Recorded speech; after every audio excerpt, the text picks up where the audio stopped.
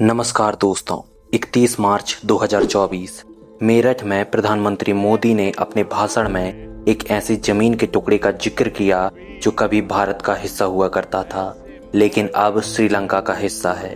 सबसे हैरानी की बात यह है कि इस टापू को श्रीलंका ने किसी युद्ध में नहीं जीता और न ही जबरन कब्जाया है, बल्कि इसे लेकर दावा किया जाता है कि साल 1974 में इंदिरा गांधी की सरकार ने इस द्वीप को श्रीलंका को गिफ्ट में दे दिया था।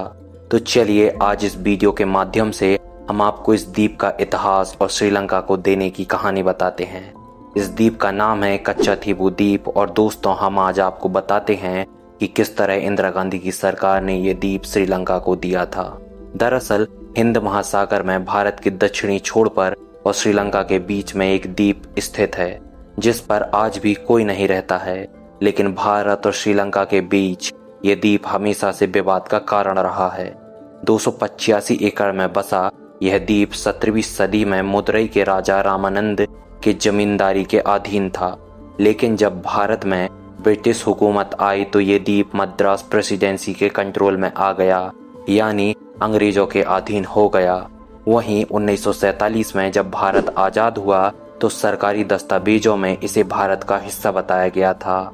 हालांकि उस वक्त भी श्रीलंका इस पर अपना अधिकार बताता रहा। इस द्वीप का इस्तेमाल मुख्य तौर पर दोनों देशों के मछुआरे किया करते थे, लेकिन सीमा उल्लंघन को लेकर भारत और श्रीलंका के बीच हमेशा तनाव बना रहता था। फिर दौर आया 1974 का। दोनों देशों के बीच इसे लेकर बैठक शुरू हुई। इस बीच दो अहम बैठकें हुई। एक हुई 26 जून को कोलंबो में और दूसरी 28 जून को दिल्ली में। इन दोनों बैठकों में फैसला लिया गया कि कच्चाथीवु द्वीप को श्रीलंका को दे दिया जाएगा। इसके साथ ही समझौते में कुछ शर्तें रखी गईं, जैसे भारतीय मछुआरे अपना जाल सुखाने के लिए इस द्वीप पर जा सकेंगे। इसके साथ ही इस द्वीप पर बने चर्च में भारतीय लोग बिना वीजा के जा सकेंगे। हालांकि इंदिरा गांधी की सरकार ने जब ये फैसला लिया था तो उस वक्त भी तमिलनाडु की तत्कालीन सीएम एम करुणानिधि ने केंद्र सरकार के इस फैसले पर ऐतराज जताया था। कहानी यहीं खत्म नहीं होती है। साल आता है 1976। भारत और श्रीलंका के बीच समुद्री सीमा को लेकर एक और समझौता हुआ। इस समझौते में कहा गया कि भारतीय मछुआरे और मछली पकड़ने वाले जहाज श्रीलंका के एक्सक्लूसिव इकोनॉमिक जोन में नहीं जा सकते। इस समझौते ने कच्चाथीवु द्वीप विवाद को और भड़का दिया।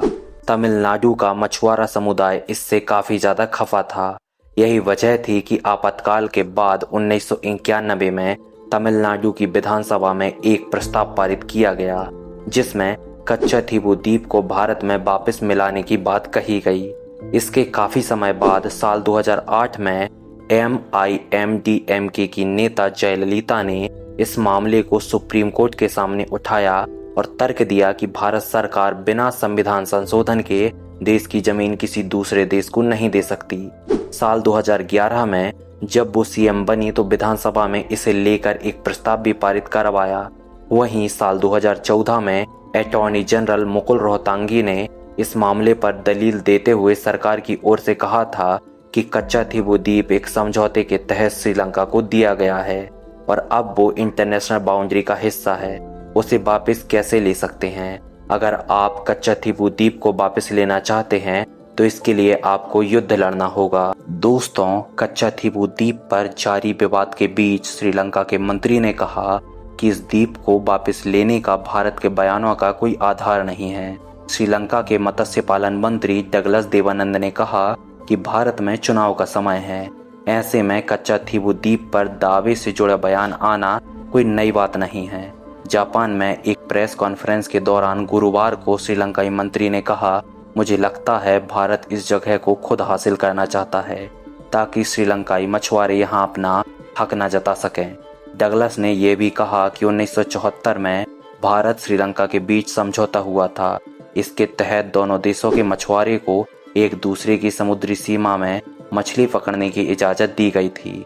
श्रीलंकाई मंत्री ने यह भी कहा कि नए समझौते के तहत भारत को कन्याकुमारी के पास मौजूद पेज बैंक मिला।